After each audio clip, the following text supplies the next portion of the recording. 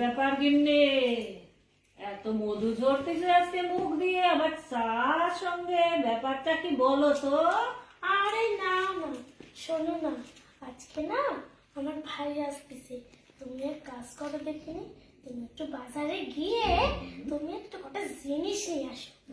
আমি বলছি, দেখো কটা ওই একটু রুই মাছ আসবা, একটুখানি কুমড়ো আনবা, একটুখানি কাঁচকলা আনবা, একটু ধনে পাতা আর একটু খাসির মাংস আনবা।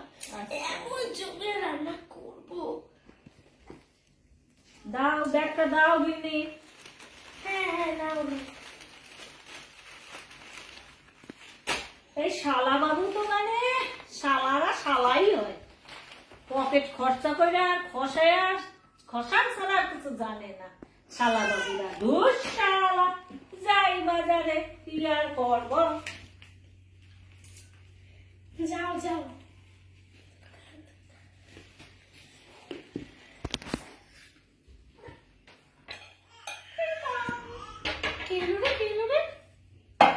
ওই বোধহয় মুন্নার বাবা এলো। ও তুমি নাইছো, আসো আসো।